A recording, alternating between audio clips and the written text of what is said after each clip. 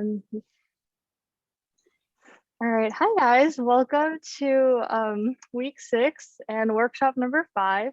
And so today we're just going to be quickly reviewing transfer learning again, which we talked about last week. And then we're going to talk very briefly about word embeddings. And then we're also going to give you guys a quick introduction into recurrent neural networks, or RNNs, and specifically focusing on their motivations, the theory, and the applications. All right, cool. So yeah, let's dive right in.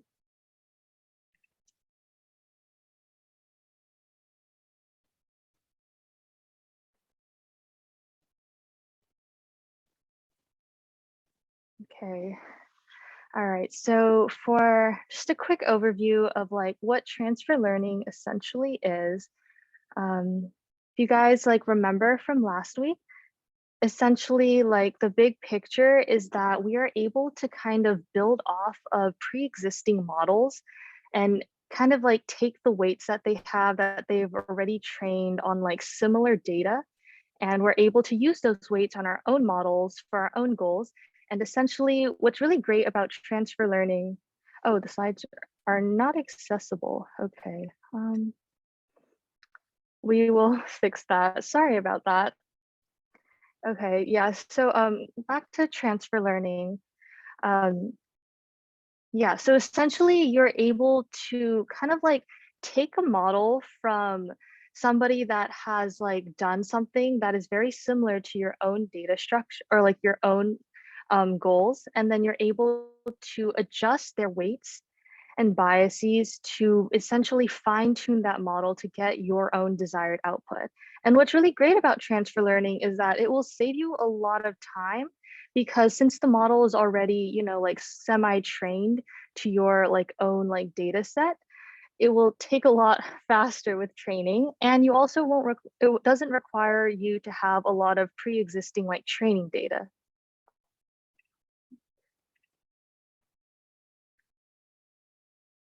Yeah, and so this is pretty much just a general overview of the benefits of transfer learning and why we essentially use it.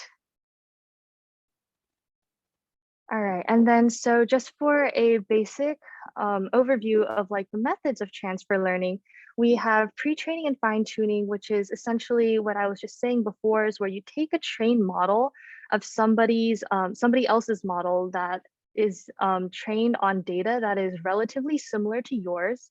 And then you take that model and then you train it on your own data to essentially just fine-tune it to your desired output.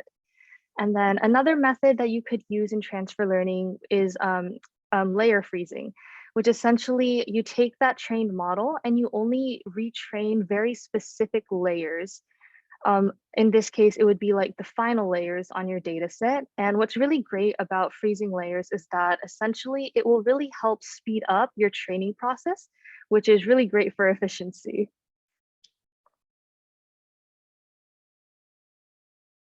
Okay, and then just a really quick question. So what are the benefits of transfer learning? And I think we have a poll for that. Yeah, okay, so we'll probably give you guys about a minute to just answer the poll.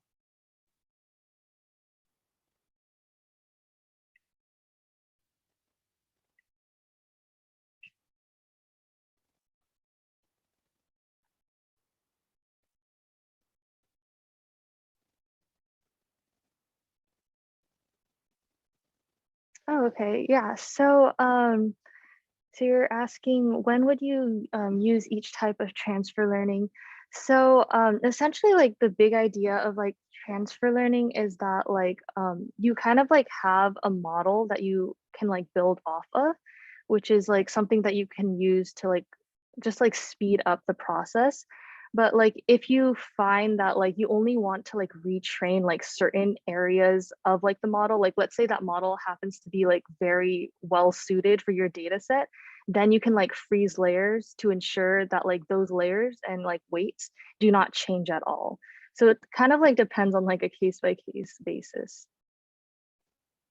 Yeah, okay, all right. So the polls are in, and You guys did really well. Yeah. So essentially the two main benefits of transfer learning is that it's faster and it really requires less training data, which helps makes it faster. Yeah, which is a little redundant, but you get the idea.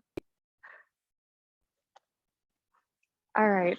So for our first new topic today, we're going to be introducing the idea of word embeddings. And so if you guys are interested in like natural language processing and like linguistics, this is just going to be a very brief, like high level overview, just to give you guys some sort of like introduction into this realm of AI.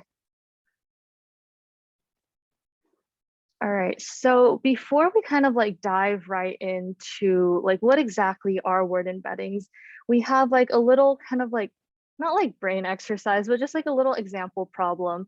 So with these first two sentences, could you provide us with like what you would use, like what words you would fill in the blank?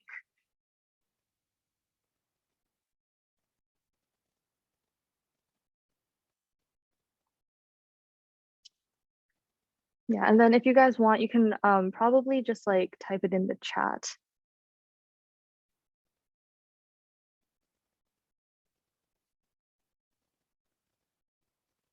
Yeah, really good, right? Because yeah, the baseball player would probably catch, a ball, and then the grizzly bear would go to the river to catch a fish. Yeah, you guys pretty much got it. And essentially, I guess like the next question is like, what kind of clues did you use to kind of like figure out that it was like a baseball or a fish?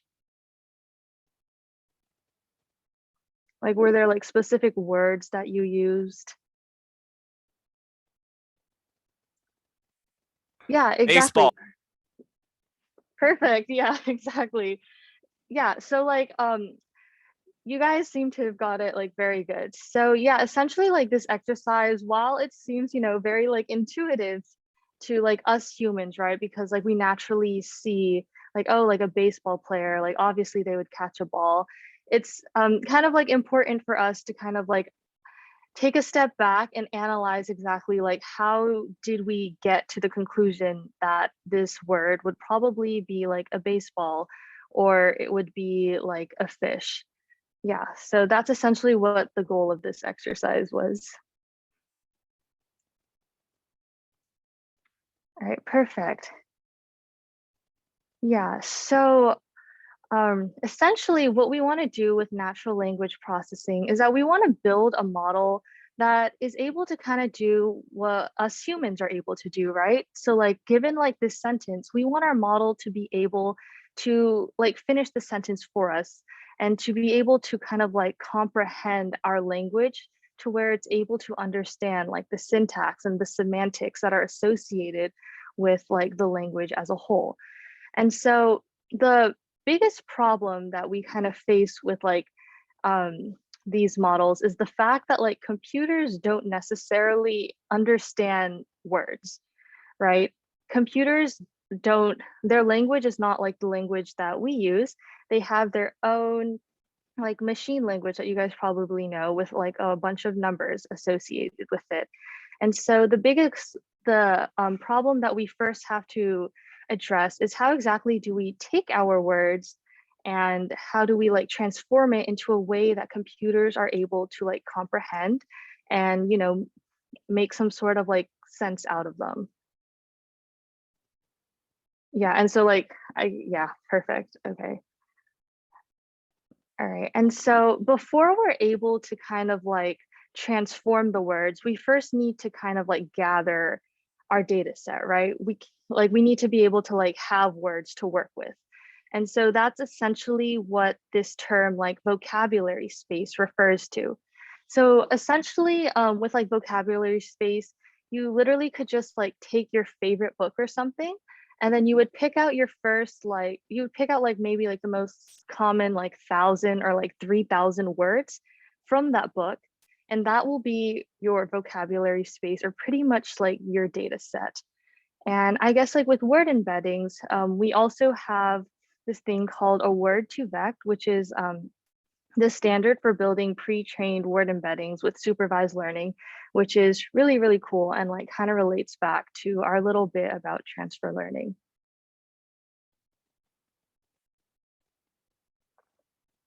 Oh yeah, Jeffrey, yeah, I just saw your answer, but that is exactly like perfectly correct. Good job. All right, and then, okay, so now that we have our data set, the next step is essentially like, how do we translate our data set into something that the computer is able to comprehend and more importantly, able to analyze? And so this is where the idea of one-hot encoded vectors come in. And so essentially, let's say that maybe we have like 20 words, okay? And then for each of the 20 words, you would have each word be a vector of 20 because you have like 20 words. And then essentially you would just kind of like assign each of those words like a very specific like ID tag or like a name tag. So like using like zeros and ones. So as you can see for like the example on the slides, we have Rome, right? Which on the first index, or sorry, index 0, it's going to be a 1, right? And then all of the other indices are going to be filled with zeros. And then when we look at Paris, index 0 is going to be 0 because it's no longer Rome. And then if we look at index 1, there's going to be a 1 in it. And then the rest of the indices are going to be 0. And so as you can kind of see that like what the idea of like hot or one hot encoded vectors is just that you just want to kind of like be able to distinguish words from one another, which is what it allows us to do. And so, okay, yeah, oh, next slide, sorry. Yeah, and so while like one hot encoded vectors are like really great for helping us like tell the computer that like, oh, this word is like its own unique word. Like, you know, cat is not the same word as dog. The biggest drawback about one hot encoded vectors is the fact that it's simply only like an ID tag. It doesn't really tell us much about the word itself. So because we have it as like a one hot encoded vector, we're not able to understand like the relationships words are going to have with one another. And so the biggest issue is that they're orthogonal, which means that all of the words in your vocabulary space are going to have the same relationship with the rest of the words. So that means that if you have the word like dog, and you have the word like chihuahua, and then you have the word sushi, to the computer, it's going to be like dog, chihuahua, and sushi are going to be all the same thing. Even though like you would say that a dog and a chihuahua probably have a closer relationship than like dog and sushi. But because these one hot encoded vectors are only dealing with like these indices of like zeros and ones, we're not able to properly represent like different like relationships that words might have with each other, which is a problem because with language, we need to be able to understand the idea of context and able to be in order to be able to like gather meaning, right? So like as you can see like in the diagram at the bottom, the idea of like word2vec is just to generate encodings for these words that like capture the relationships between similar words, right? And so if you look at the top left corner of the diagram, you see that we have like king, queen, man, and woman, right? And if you notice that king and queen are relatively close to each other because they do share like similar context in terms of like they both are used to represent like people and then people in power, as well as like people that are associated with royalty, right? And then you have king is like more closely associated with the word man because generally kings tend to be men. And then when you have like queens, it's closer to women because generally queens are like women. And so like we need to be able to represent those relationships with our vectors, which is where word embeddings come in. Yeah, and then so exactly, yeah, essentially what this slide says is like, thankfully we have the word to Vac architecture that allows us to kind of like start off with a very simple, fully connected neural network architecture. And today we're going to be kind of looking at like two flavors, or I guess two models of word to Vac, which is continuous bag of words, or CBAW for short, and Skipgram. All right, perfect. So with CBAW, this is going to be the first model that we're going to be looking at. So if we have our original sentence, which is the grizzly bear goes to the river to catch fish. And so fish is going to be our desired output. And with this model, we're going to take pretty much the rest of the words in the sentence, which is like the grizzly bear goes to the river to catch. And we're going to pass all of those words as one-hot encoded vectors into the model. So that's going to be our input layer, like right over on the right-hand side.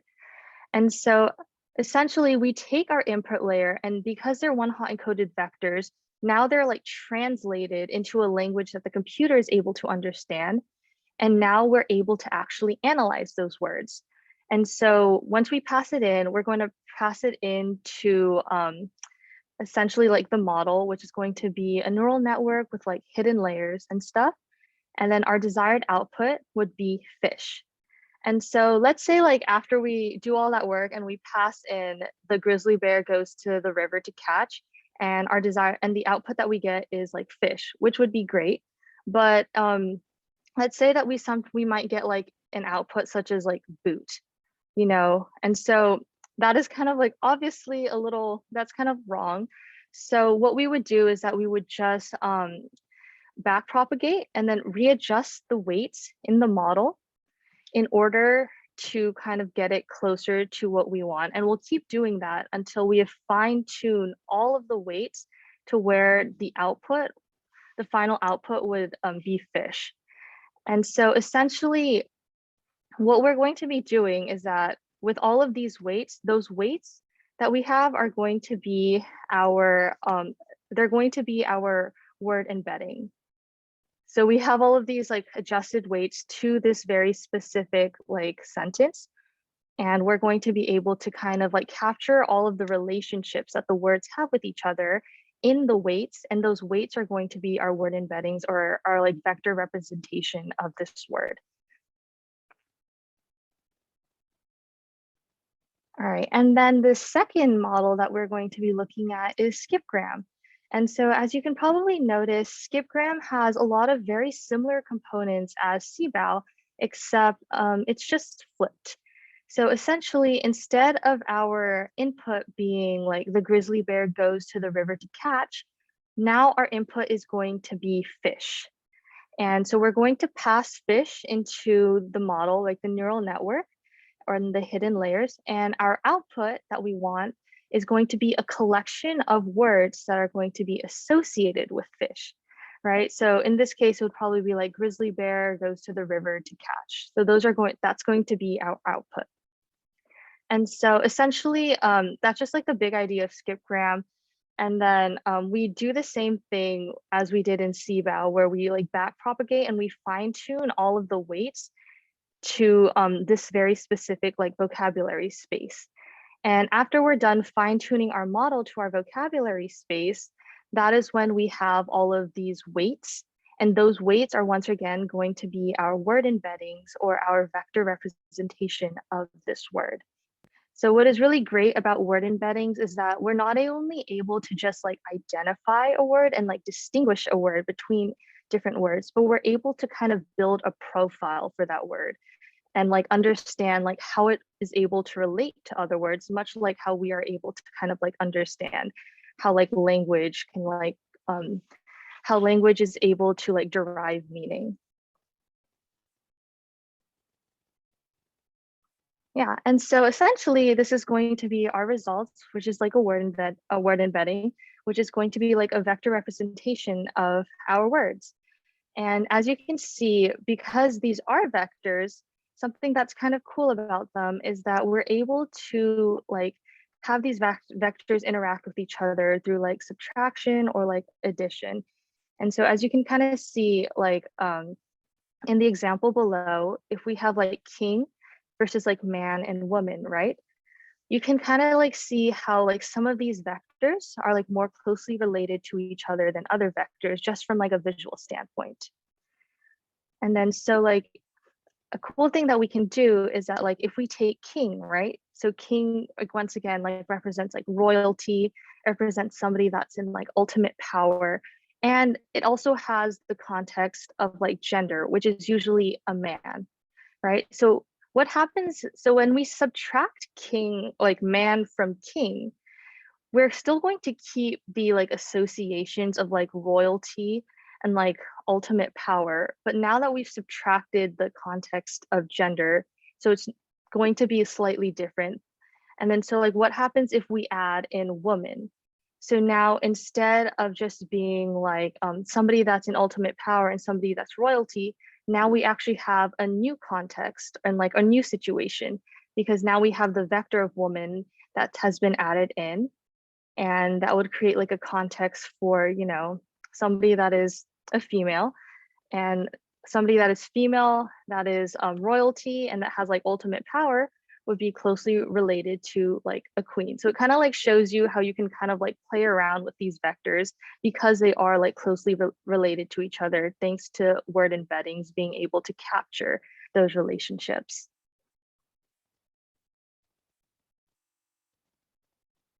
Oh yeah, pretty much that is just kind of like the exercise of like what we're like able to do with like subtracting vectors and seeing how they're able to like relate to one another. Yeah, all right. And then just for like a quick discussion before we move on to the next section. So what essentially are the benefits of word embedding?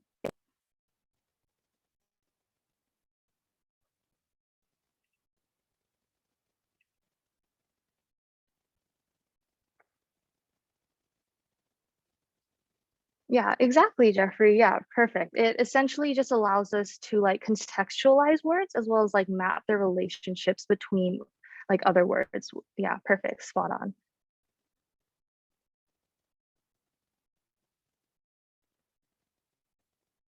All right, cool. So now I will pass it over to Preetham. All right, so until now, we've looked at neural networks and convolutional neural networks that only had data that was like static and not really in a sequence. So now we're going to look at a neural network, a type of neural network, which kind of addresses that issue. So one of these, or one type of this would be an RNN. So what we've done so far is, like I said, we just kind of focused on feed forward networks, which means that it was not like the input was not sequential and the data was static and not really changing. And that the input space was independent of other elements. So basically an example would be maybe you have like a picture of many dogs. They're not really dependent on each other like in the data that you provide. But for example, let's say you had a dog running through like in a video, that would be sequential data and it is dependent on other elements. So one question that we want to ask ourselves is that do data samples always have to be independent of others? Do you know any examples that this would not be true besides the video example that I gave? All right, someone said stocks. All right. So anyone else want to contribute to examples?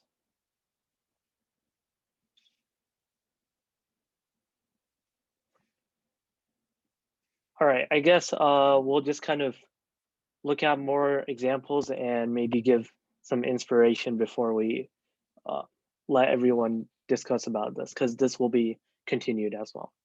So what is it that we can change? So if you look at all these images and we just observe it, you kind of see that these are images like that you want to maybe feed into a CNN.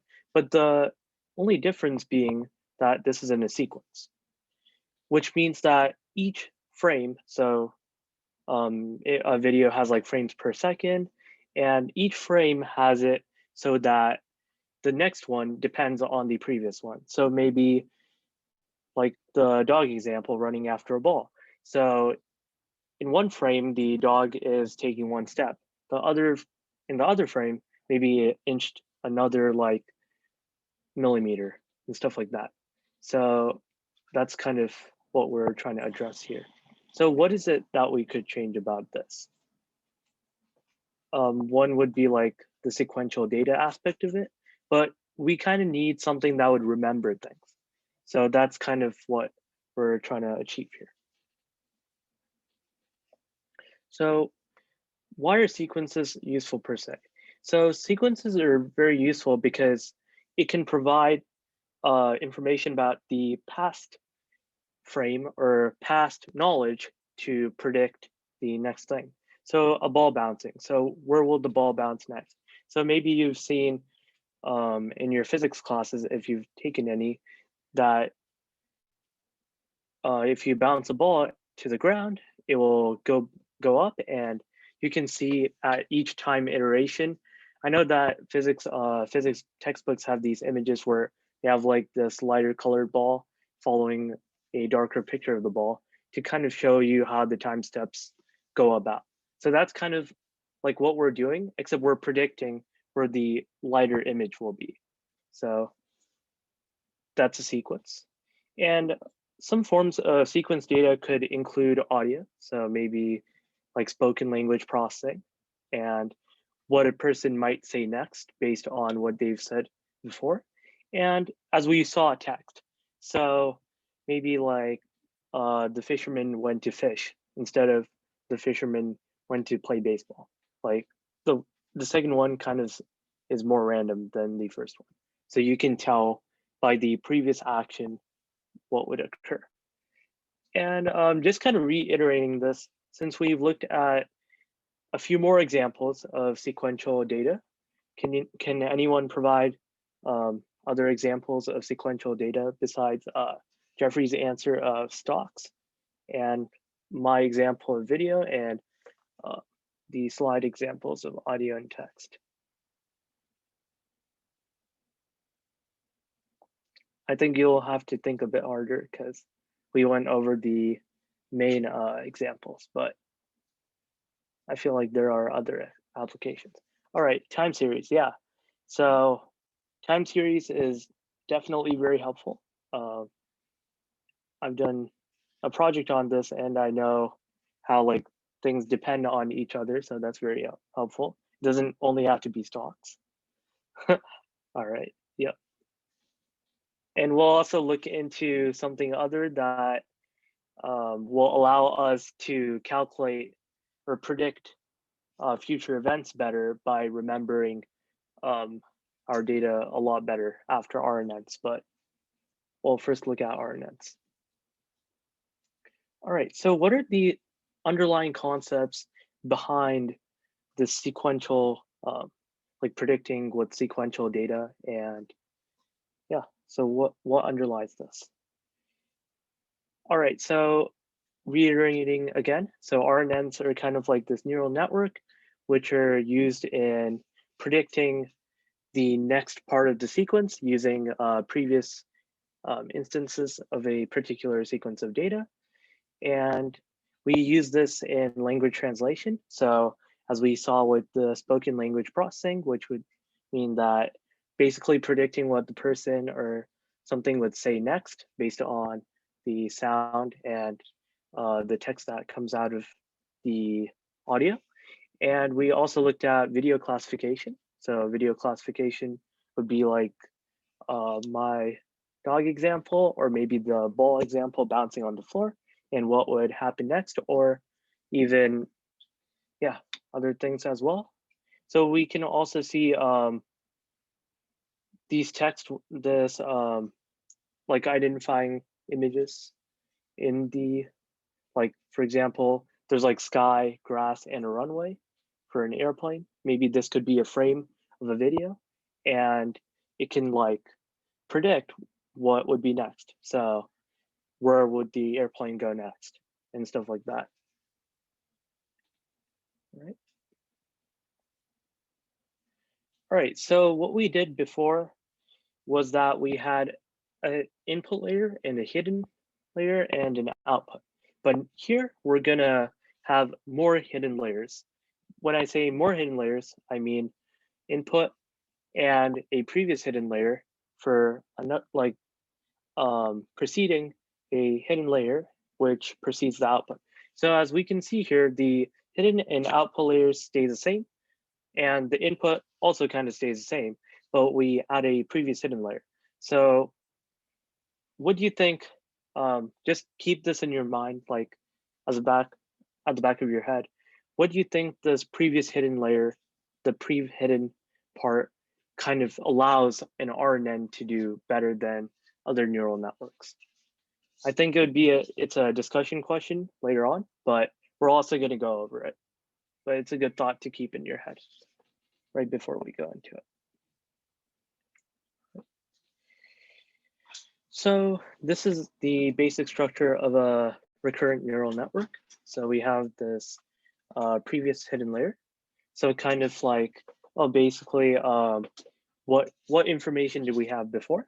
And this input layer, and we kind of unroll it out, and we can see how this goes. So the previous hidden layer with the input layer feeds into the hidden layer here, and then goes to the output layer. A very good observation here would be that the previous hidden layer and the input layer both feed into the output, or sorry, the first hidden layer, because previously we kind of saw this like linear sequence of steps, but here it's kind of like two things contributing to the next layer. So, all right, so just kind of a more in-depth overview of recurrent neural networks. So here we can see that there's, similar to what we saw before, the previous hidden layer kind of feeding into the actual hidden layer with the input. So what are these UV and W parameters? So UV and W are weights associated with the hidden layer or the previous hidden layer. So U would be the weight associated with the first hidden layer. B would be for the second hidden layer, and W would be for the previous hidden layer. So before we kind of just talked about there being like one hidden layer, but we can also consider this as like a two hidden layer part. Like maybe outside you can read that they're like two hidden layers. So we kind of just abstracted that. But what you're supposed to do would be like when you're implementing it is that there would be a step parameter, which kind of breaks it into steps. So which kind of you would kind of have to decide using like techniques like validation. But what we're trying to essentially do is we're trying to essentially remember our previous data to predict the next part. And also, this kind of reduces the number of parameters we need to learn because the weights are remembered over time. So that's also a key aspect.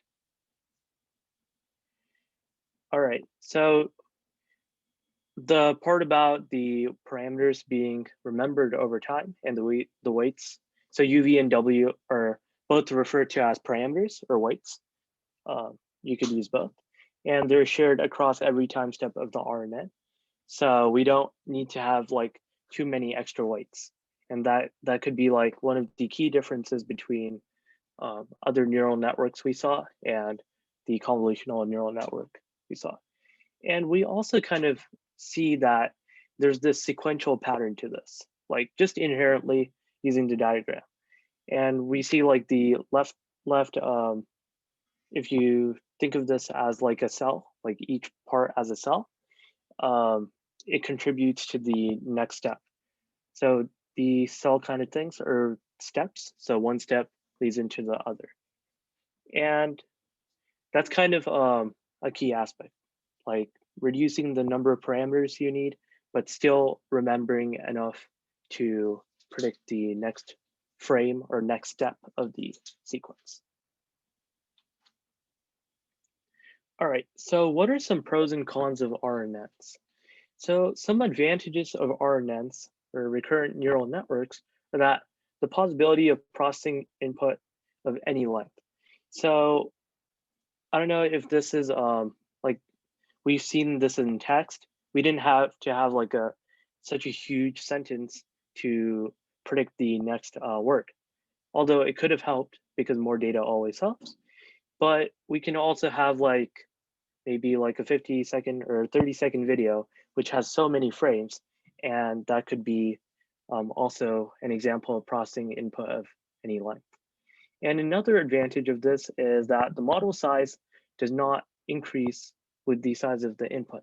So because we share our parameters over the whole RNN over time, this is also not one of the disadvantages that was occurring with the other neural networks we looked at.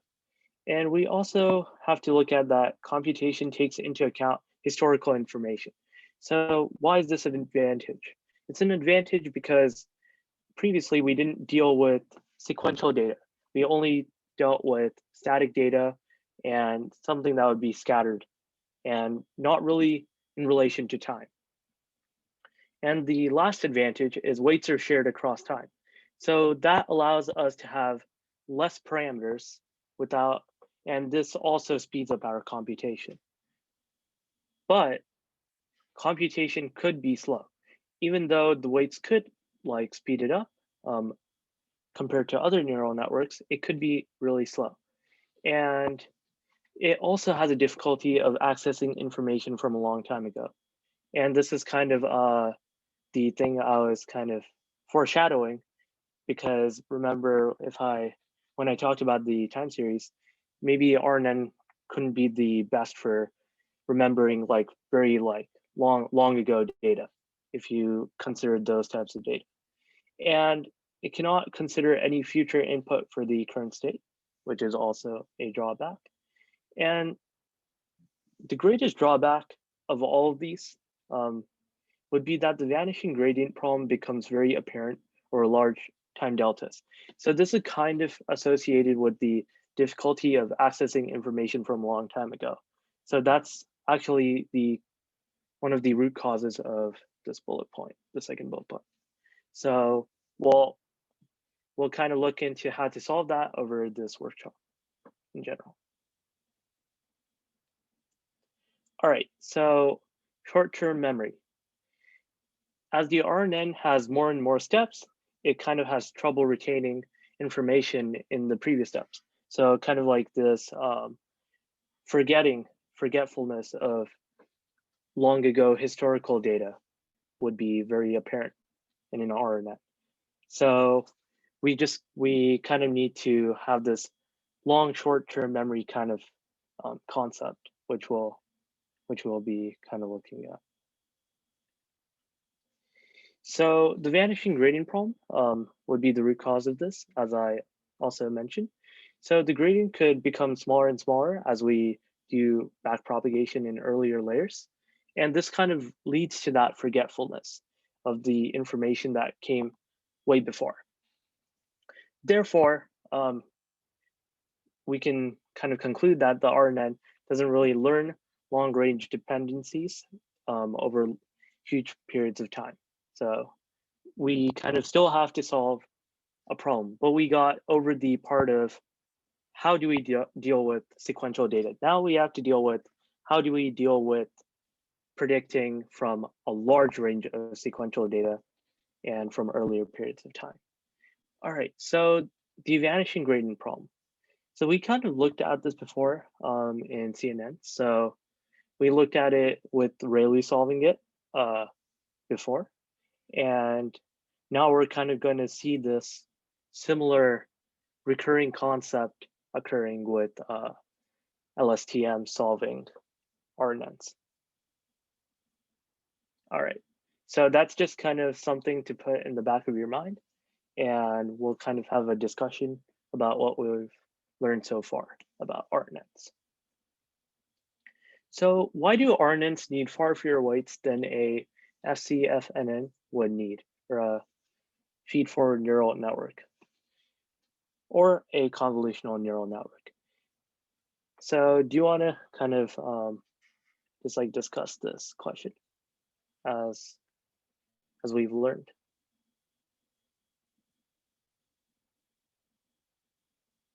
All right, so parameter sharing at every step. So exactly. So the weights are distributed over time. Yep. All right, so does anyone have anything to add to that answer, or anything else that they want to say?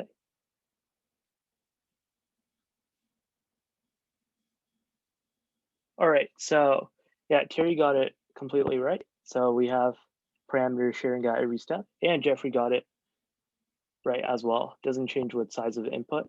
It doesn't scale as much with the size of the input. So both the answers are right, describing different aspects of the answer.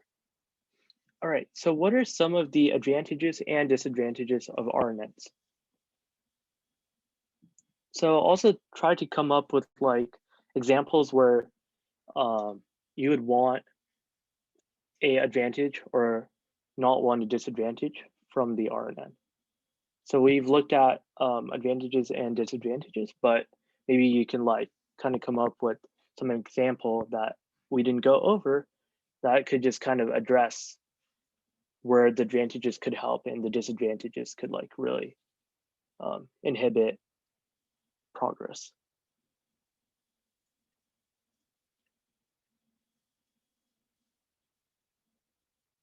All right, so feel free to like speak or put your answer in the chat for that question.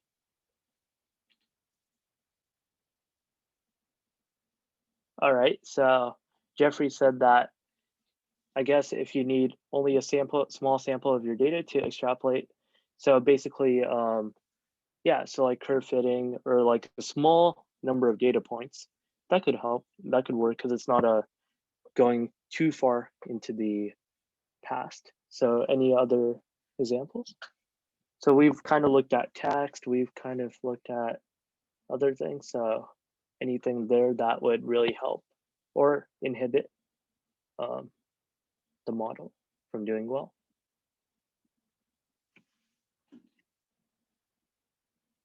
All right, yeah, good luck predicting stock prices. Yeah, that's true. Maybe, I guess the flip side would be that, I don't know if this would work so well, but stock prices, which are very short term, short time period of time. So like maybe faster prediction, but I don't think RNNs would work that well due to speed. But yeah, that's a good one too. Yeah, so slow when there's a lot of input, like a large vocabulary. Totally, because yep, short-term memory, yep, that's an advantage. And all of these examples are really good. And we will kind of hop over to the next part, which is how to solve this problem of remembering the past better. So I'll hand it off to Nikhil. All right, thanks, Pritam. So we covered a lot of stuff just now. So if anyone has any questions, feel free to ask because we'll be moving into a new algorithm now, like a new type of model. And so it'll be building off what we covered just now with RNNs. And so if you have any questions, just ask them right now. We can go through them. How exactly does like the vanishing gradient problem actually occur in the previous example? Oh, okay, yeah. Let's go back to that nice looking diagrams.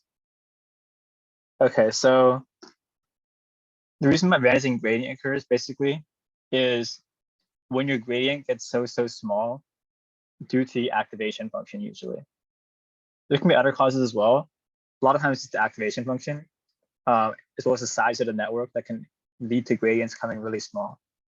So for example, we have two pretty similar looking activation functions here called sigmoid and tanh.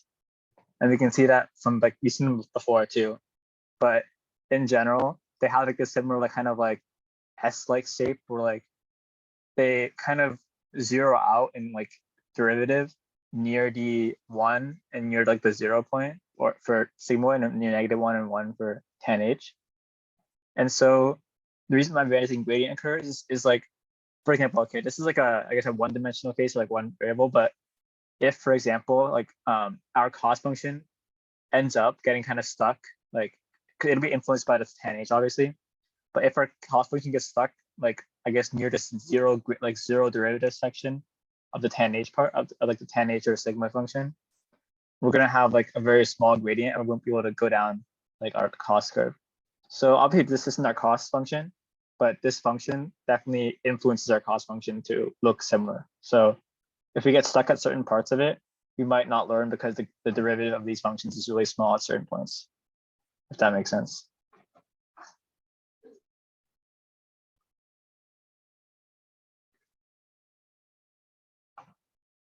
Does that help, or is that repeat anything, or? I guess my question is just that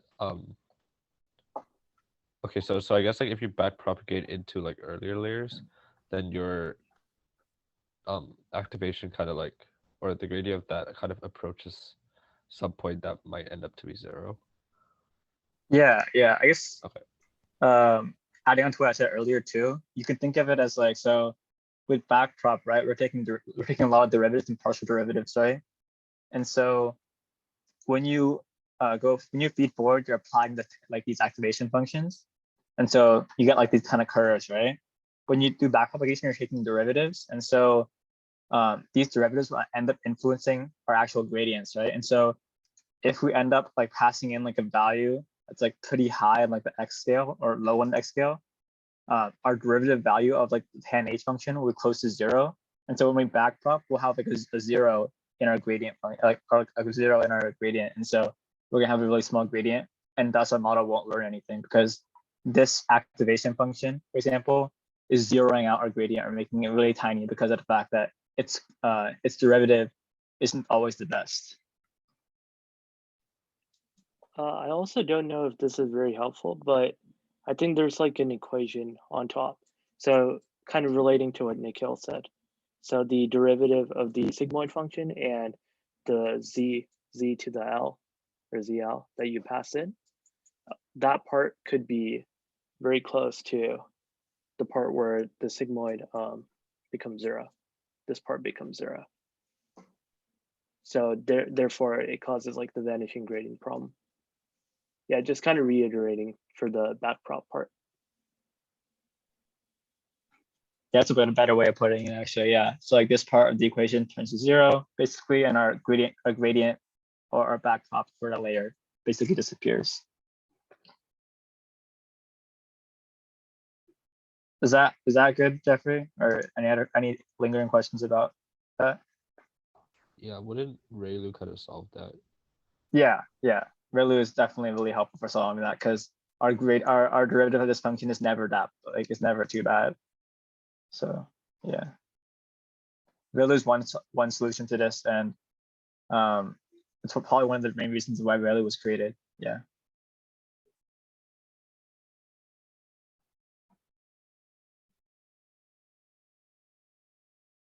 All right. Any other questions before we get into a new model type?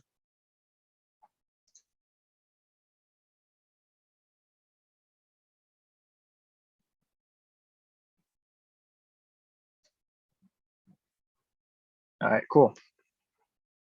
So let us get into a new type of architecture called the LSTM, which is short for long short-term memory. And so this is one of the most commonly used like architectures for like analyzing sequential data. And so the main things that it kind of builds off of what the RNN has by like basically using that existing form, I guess like foundation, but then solving two like the main problems with RNNs, being the vanishing gradient issue, as well as the long-term memory loss issue. We'll get into exactly how we solve these two issues soon. One issue with it though is that it can't be parallelized, and so newer models out there, which we'll get to, won't cover too much, but we'll talk about later a little bit, can avoid this problem, but LSTMs can't be parallelized, and we'll get to that too. Okay, so the LSTM, it's a bit more complicated than RNN, but like not too much more complicated.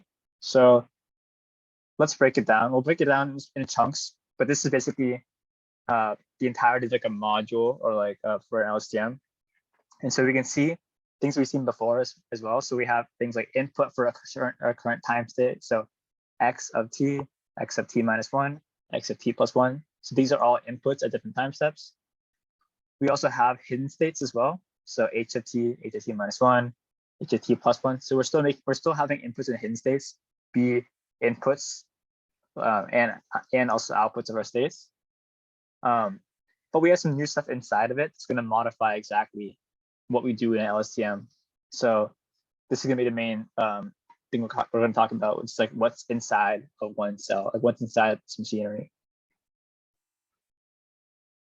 So we saw that kind of complicated diagram in the middle, but we can break that down into 4 main gates. They are called the forget gate, the store gate, the update gate, and the output gate. So they have like I guess like they're pretty intuitive in how they work, except for the last one, but we'll get to that.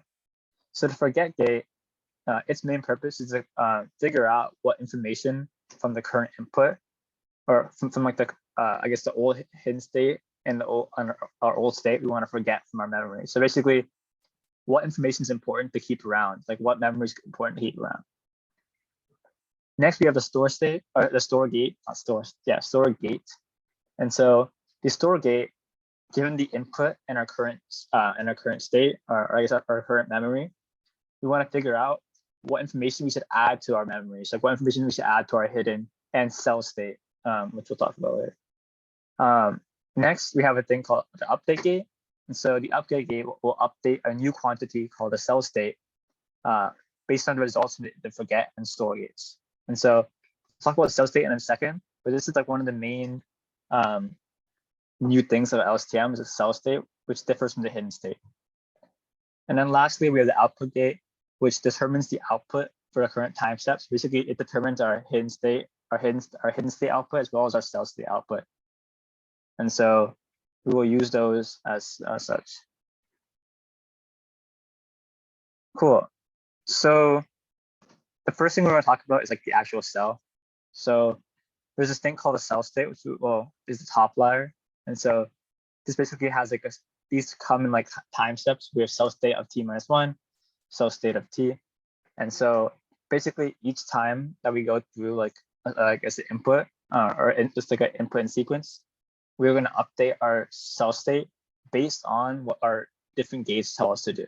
And so this cell is basically going to be in charge of propagating important data or important memories, you can say, based on our previous memories as well as our input and like recent memories, which we'll get to. So we've been talking a little bit about what a cell state or like cell states. We haven't defined exactly what a cell state is and comparing it to a hidden state.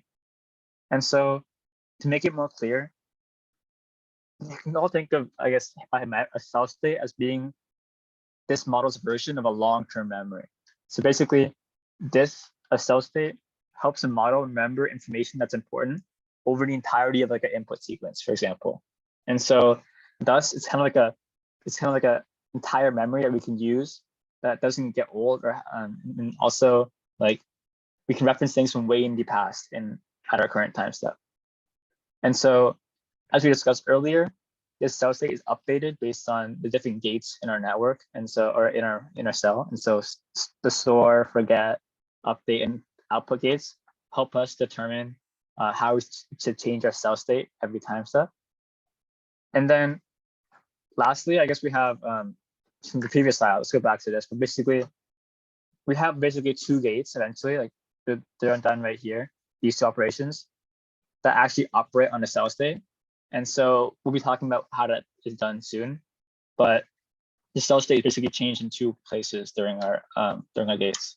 And so in total, cell state is like our long-term memory, and a hidden state is like our short-term memory. So like our one time step memory basically. While cell state is our entirety of the sequence memory. So we have long-term and short-term memory, which is why it's called an LSTM. Yeah, we have a definition of the word. All right, cool. So any questions about cell states or hidden states? Because the distinction is pretty important to understand for this, for like the rest of the gates.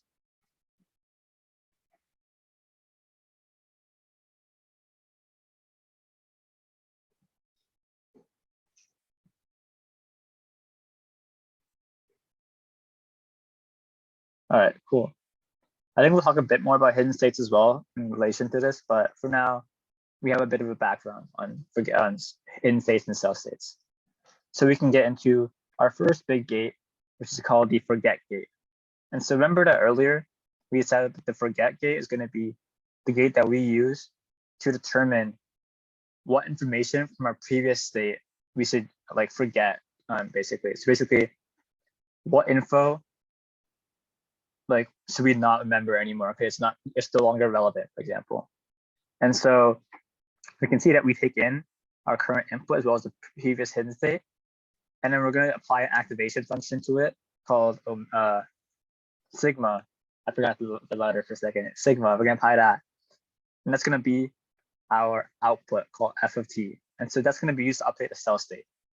So the formula is a little bit complicated, but you could think of it basically as similar to our actual old formula. So basically, we have a weights matrix for our weights for our forget weights. We're gonna basically multiply that by a vector, which is the combination or the concatenation. Basically, we're switching together the previous hidden state and the current input. We're weighting that by the forget weights, and then we're adding a bias. So this is really familiar to us. This is basically logistic regression again. So we get our weights matrix, multiply it by input plus hidden state, and then add it to our bias and apply an activation function. So our hope is that the output is going to be basically like a score of like how much we should weigh the previous hidden state basically into our for our next cell state basically. So basically, we're trying to figure out how much of our previous information from our previous hidden state should we remember in our next cell state.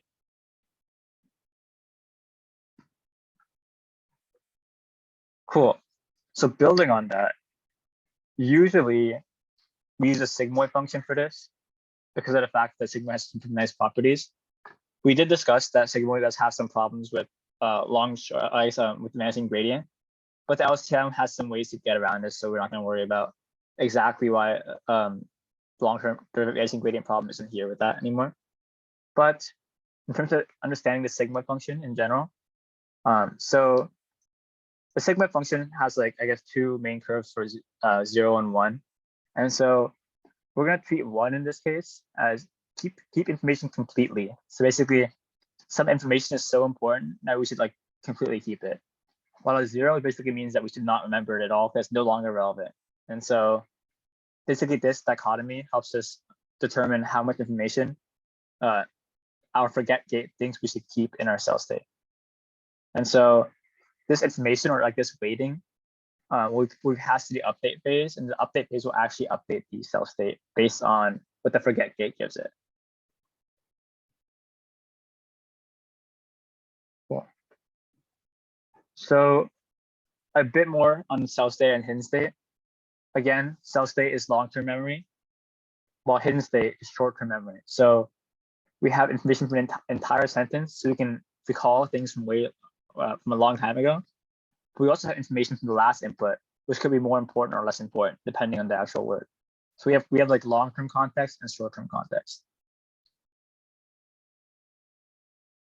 All right, cool. So our next gate is going to be the store gate. And so as we discussed earlier, the store gate is basically the gate that determines what information do we think is like valuable to add to our cell state. And so again, we have a couple of pretty similar formulas in terms of like style. We have weights in the input term of sorts. So input is basically previous hidden concatenated with input. We have a bias term, and we're applying a sigma to it. And then similarly, the other value is going to be a tan H instead, as well as we have a similar function of weights, input, and bias. And so basically you can think of this as similar to what logistic regression is basically. So we have the same type of functionality and the same types of outputs as well. And so together, these two variables will be multiplied together to determine how much we should, or like how much of the new information from the hidden state and the input we should pass on to the cell state.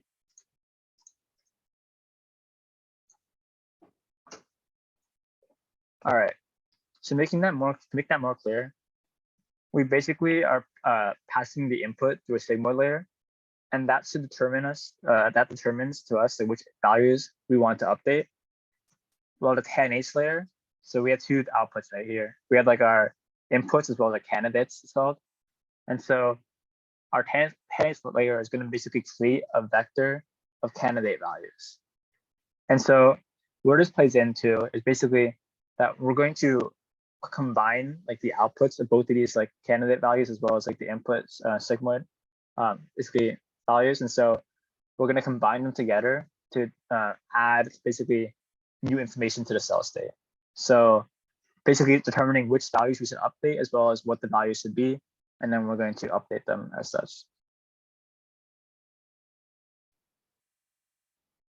Cool.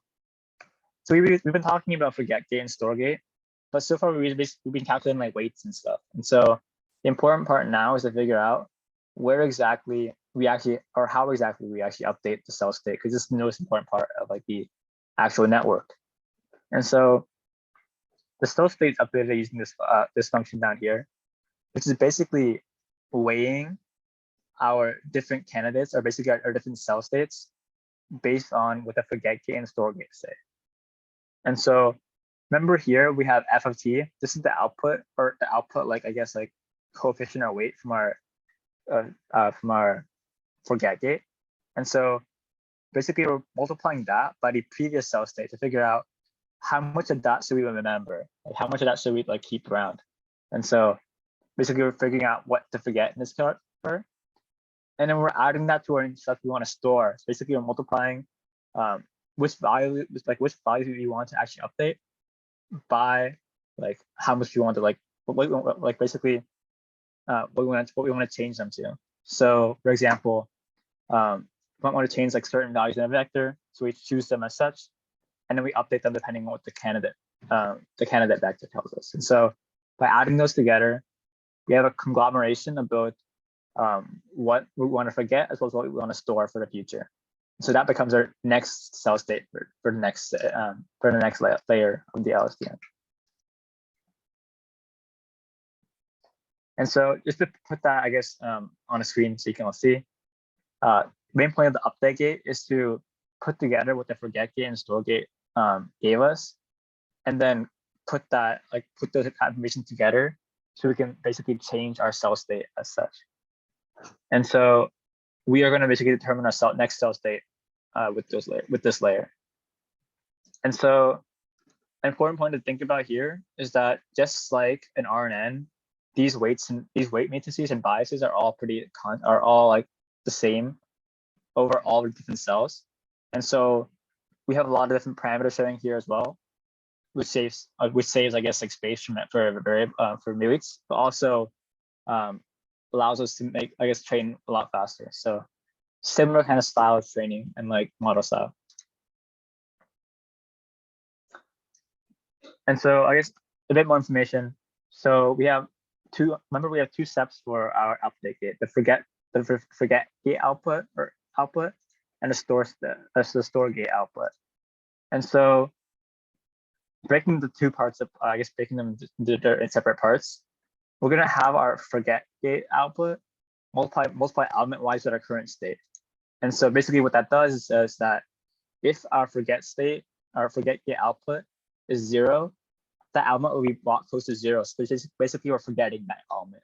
So basically, we're going to be multiplying our forget output element by element to figure out what to forget.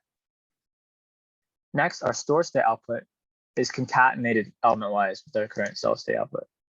And so basically, this is where our candidate stuff comes in. Let's see if I can find it. This stuff right here. And so let me see if I find right here is operation plus. And so basically with the tanh function, we talked about it earlier. It's not sigmoid for the candidates, it's tanh. We use tanh in this case because of the fact that it maps from -1 to 1. So basically we have more flexibility on how we change the value. And so now we have a higher range of values we can store in a cell state, which gives us more flexibility on changing cell state values in the future.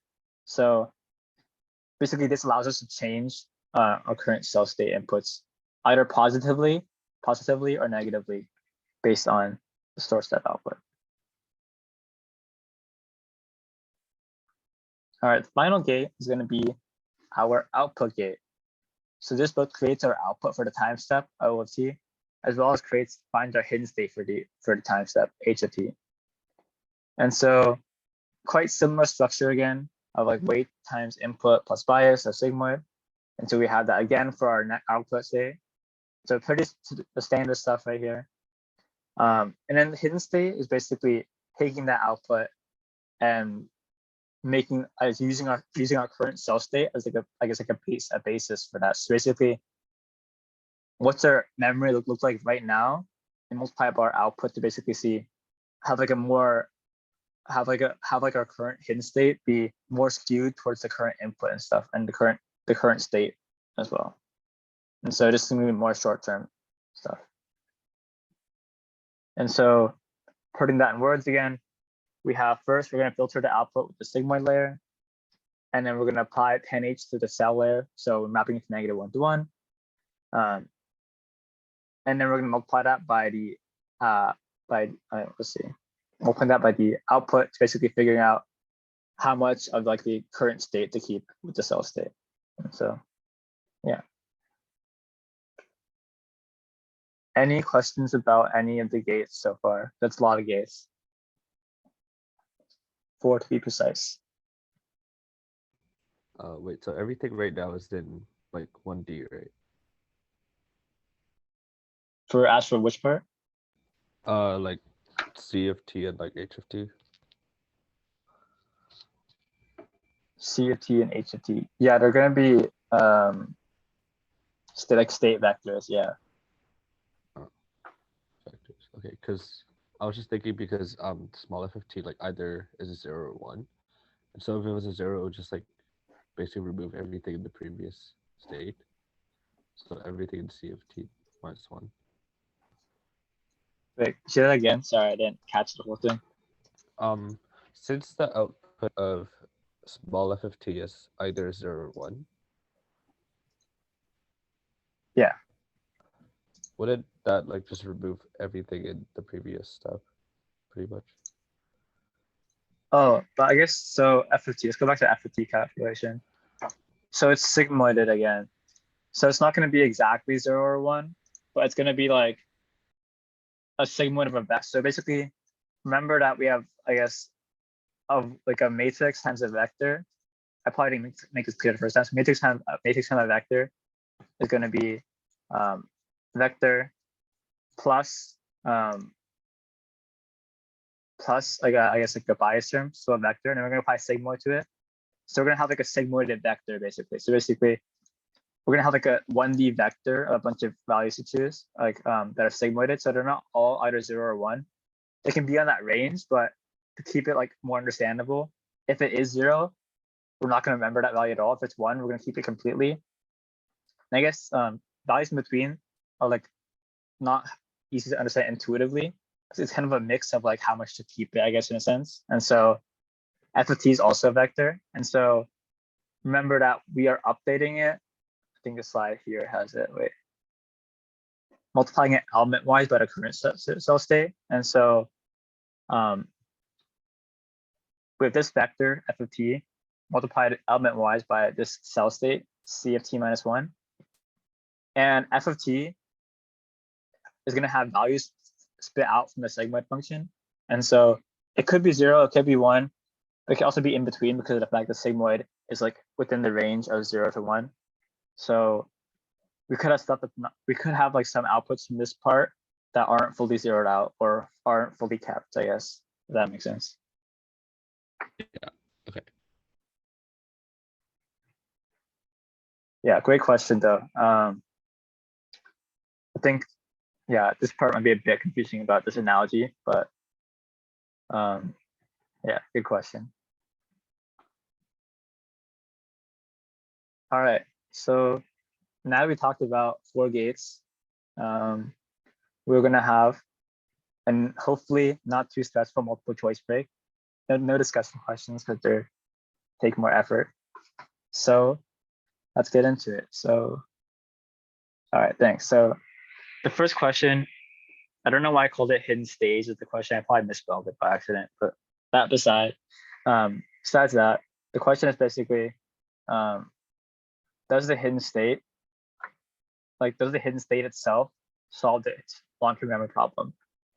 And so to clarify, what I mean is, what this question means is, does the hidden state help us do long-term memory, or does it not do that?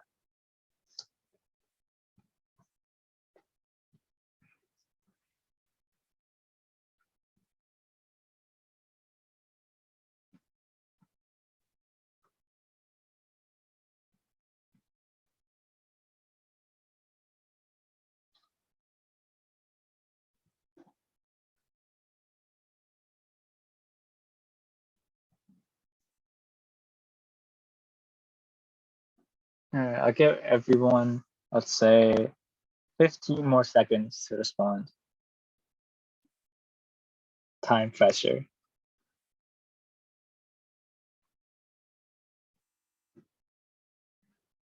Chat. Gross. I'm sorry. It reminds me of midterm PTSD of having time pressure. All right, cool. I'm gonna end the poll here. Yeah, 111 midterm. All my midterms have been pretty stressful time. Okay, so that out of the way, I think most of you had the right idea, which is no, the hidden state does not solve the memory problem. So while like LSTMs solve the long-term memory problem, it's because of the fact that they have a new construct called the cell state, which solves that problem, because the cell state is going to keep information from the entirety of the sequence, while the hidden state itself is only keeping information from basically only the last time step. And so this is more short-term memory, and so we're not solving the problem here. All right, next question is going to be this one. Thanks for sending the question. All right, so describing it. So which gate sets the cell state? So that's a tongue twister. Which gate sets cell state based on what information is being worth keeping and which should be forgotten? So A, forget, B, update, C, output, D, store. That's kind of hard to say fast, actually. Which gate sets cell state? Oh.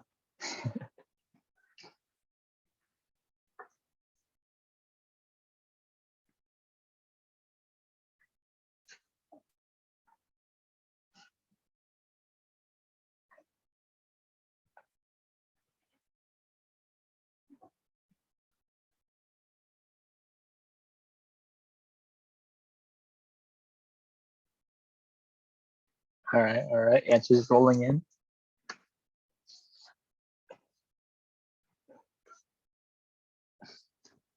We should make an acronym.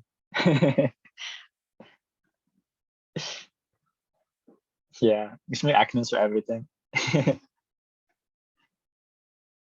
Fusu. Fuso.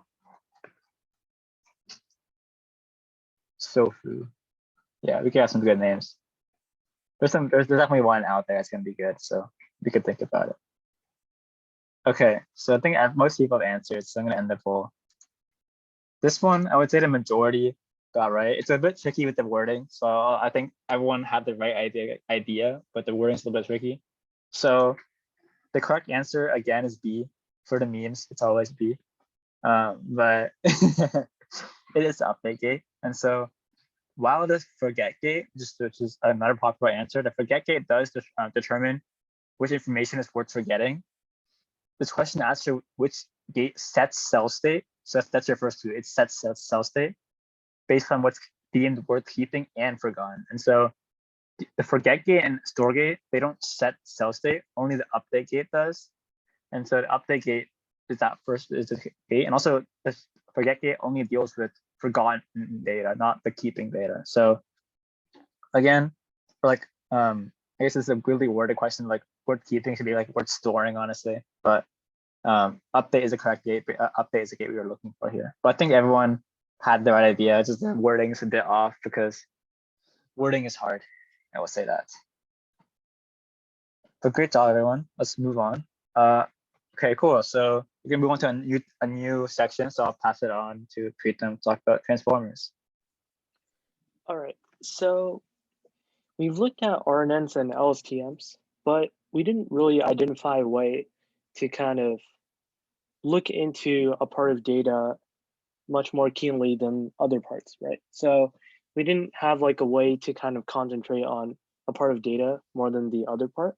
And we were just concentrating on like a sequence of data that was coming in. So transformers on a higher level is basically a model that incorporates self-attention. So like, what is self-attention? So as the title says, attention is all you need. So self-attention is kind of the notion that the model selects parts of the sequence of data that comes in and prioritizes some regions of the data. And this can be very important because some parts of the data might not be that interesting or helpful to predict things. And this is just kind of like a high level overview. There's this paper that you can look at, which has a link on the slide, and an illustrated explanation to go deeper into this. But just some places where you see this in the real world would be natural language processing. It's very huge. I think GPT and BERT both use transformers, and many of the latest cutting edge NLP models do too. So if you're interested, you can look into it.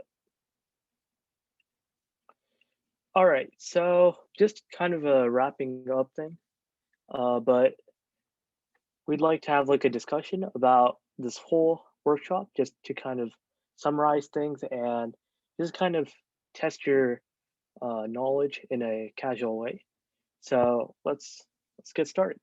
So number one, describe one-hot encodings. So basically, what are they and what are they used for? So I think in the first part of lecture, in the first section of the workshop, I get used to saying lecture because, but in the first part of the workshop, we went over word embeddings and all that, and one-hot encodings were kind of important. So what are they and where would you use it? All right, basically basis vectors. All right, so that's one of the answers. So anyone can put their thoughts out there, either by chat or just voicing their answer out.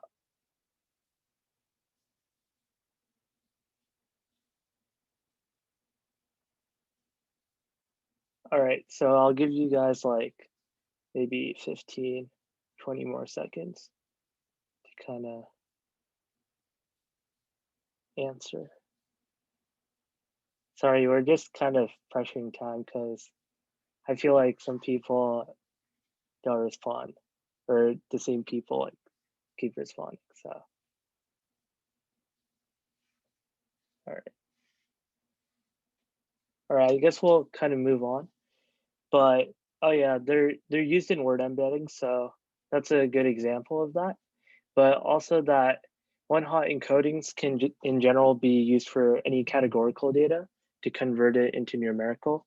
Like Angeline said, the computer has like systems, or is a system which processes numbers, which is machine language, and it would be better for the computer to receive its input as a number rather than text, which it cannot understand.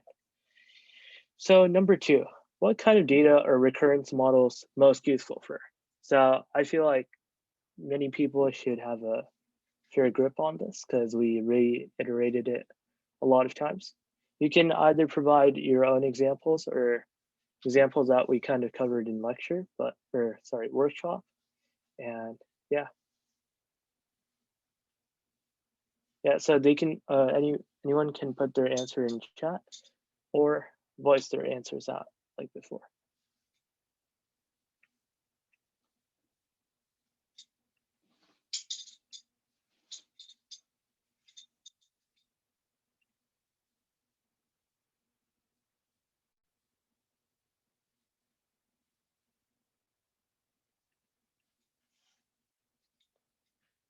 All right, Jeffrey said sequences.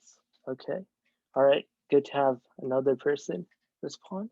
So Terry said any kind of sequential data where there is relationship between the inputs.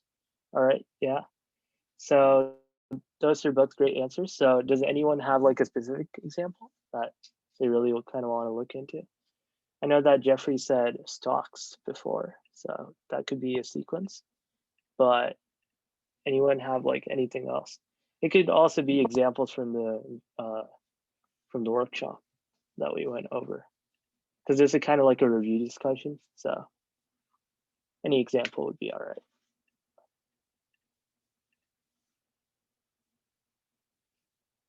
All right, air pollution data, totally not my research paper. Okay, all right. Yeah, I also looked into air pollution over the summer. So that's totally relatable. All right. Great real life example. All right, anyone besides Jeffrey and Terry want to go? Or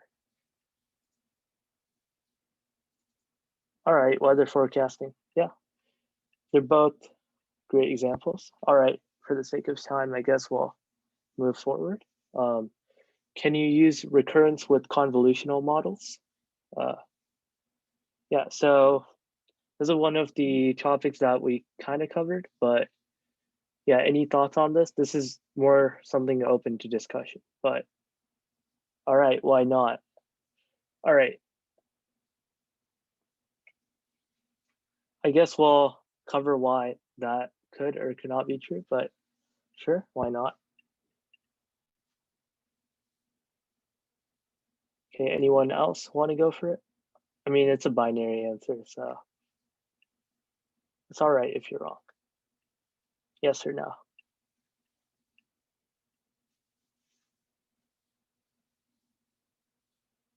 All right, Terry said yeah. All right, so I guess this question is kind of worded a little kind of whack, but actually, like from what we said in workshops, in the workshop, we can't actually use a convolutional model. Can't really use a CNN to do this because the CNN doesn't process a sequence of data.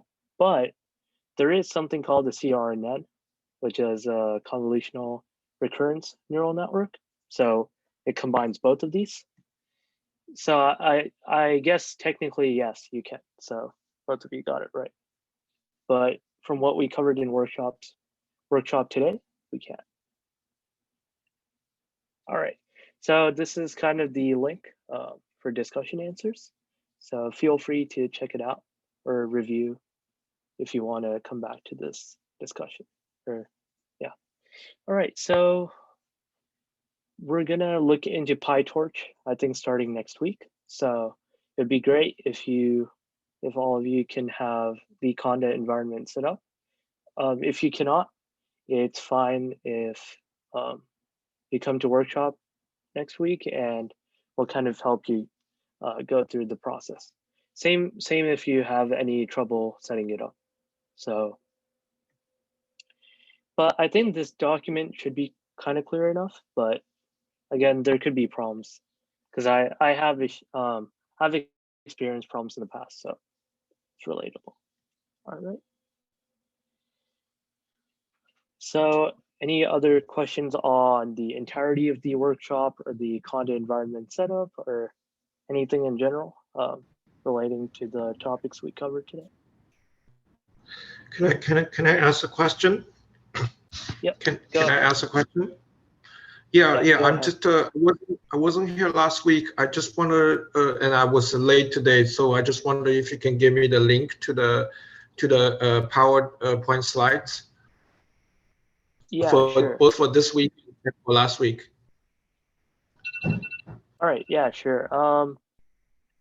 Okay, so I'll paste the, so where exactly do you want me to put it? I'll put it in the chat if that's fine. Is that good? Yes, okay. So this Yeah, that's should good. be, Thank you. yeah, this should be this week's slides, and let me pull up last week's. But other than Thank you. that, I'll just put it in after asking everyone. But does anyone else have any questions beyond that? All right. I always have questions, but I can wait. All right, sure. And in general, we give resources beyond the workshop material. So we cannot cover everything in entirety about RNNs or LSTMs. And we did not cover transformers at all, just a high level overview. So please be on the lookout for these resources if you really want to kind of go more in depth. But other than that, thank you all for coming, and please do fill out the anonymous feedback form. I know that we have shaped our workshops based on your feedback, especially with the polling and the asking of discussion questions and stuff like that, and also the visuals. You guys have like provided good feedback for that, so please do provide more feedback. And there is a Facebook group which has access to all events that go on in ACM AI in general. And if you do want to go back to the slides, there is a link to the slides. For some reason, it wasn't working for some people. So I have put in a new link, which is not a tiny URL, but it should work. But yeah, other than that, thank you all for coming and showing up. I know it's kind of hard in this time of the quarter. Don't forget the other link, the link to last week. Oh yeah, the link to last week's slides are actually on the chat right now. Thank you, Angeline, okay. for putting that up. But yeah. Okay, thank you. Yeah, I didn't put it up, but yeah, Angeline did. So thanks, Angeline. So.